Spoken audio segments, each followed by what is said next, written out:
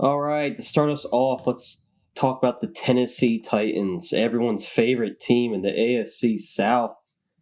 From a fantasy perspective, let's talk about this quarterback, Ryan Tannehill. Probably his best year he's ever had in the NFL last season.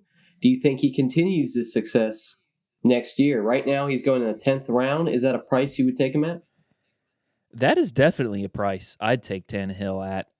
His ADP is at 109.6, according to Sleeper.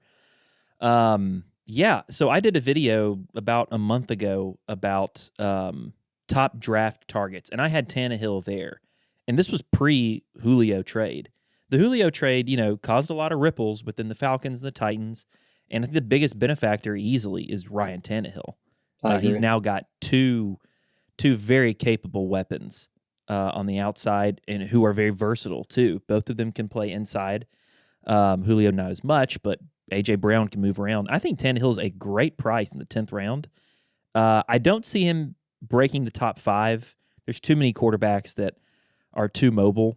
And Tannehill can run, but he's not running a lot. He's not going to run a lot. I thought he had like 6 touchdowns, rushing touchdowns last year, though.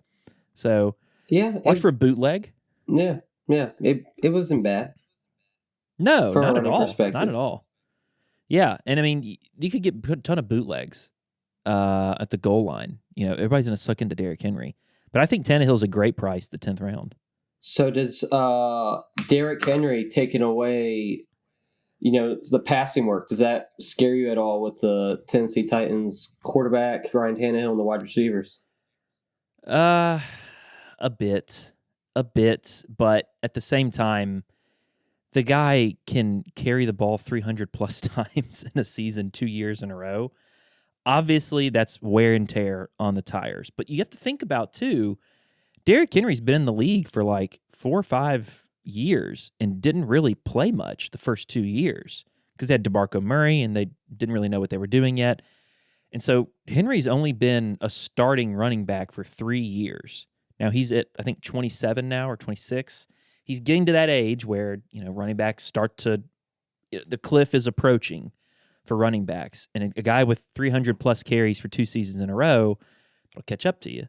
But I think he's still got this year in him at least to be it could be finishing as the RB1 again. So if you were one of those early round picks, where do you take him? First overall, second overall? I mean, do we need to discuss it? I mean, Henry is a 1, 2, or 3 pick, in my opinion. I think in your opinion too. We've done mock drafts before where in all the mock drafts that you listeners out there have been doing too, Henry's a top 3 pick just for volume alone. The guy's an absolute locomotive. But the question that I want to ask is, so this offense for the past few seasons have been built around Derrick Henry, right? And built around the play action through Derrick Henry.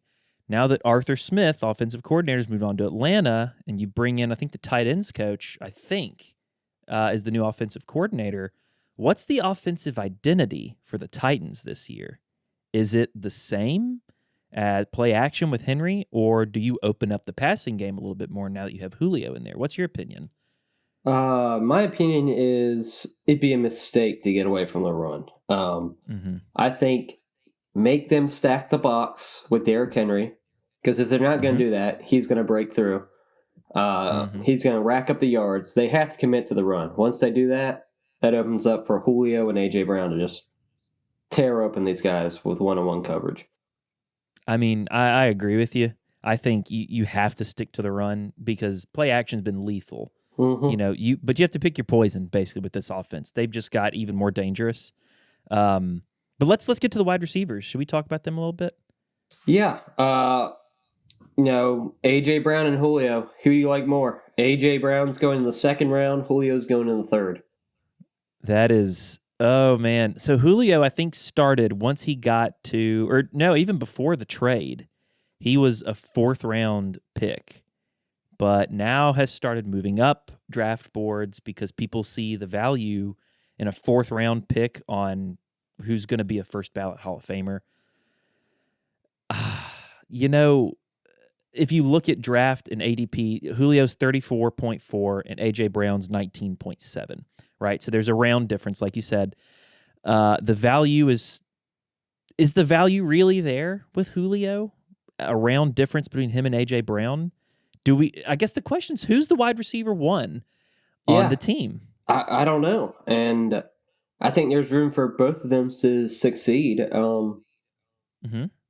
AJ Brown was extremely consistent last year. Julio, in his history, he's not really that consistent. He has these games where he does nothing, then he has monster games. Well, I think that's recent, Julio. I think prime, but we know we're not really looking at prime. This is not prime Julio. This is right after the prime Julio is what I think. He's 32. He's at that age where he can't necessarily, I mean, he probably still could, honestly, just moss people and just out physical a guy. Yeah, but I think A.J. Brown's still the wide receiver one on this team. I think he barely outpaces Julio.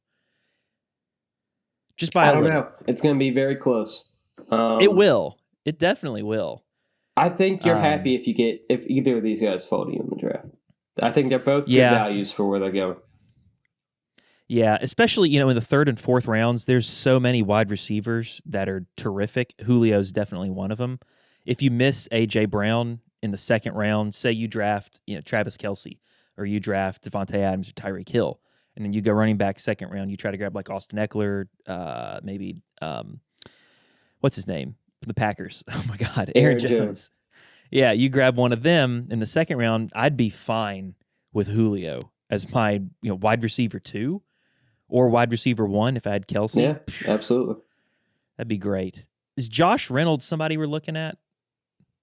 No, and nobody is right now. Undrafted, ADP. The tight end, Fursker. No. Nobody cares. No. Defense. Now, the defense was pretty good last year. What?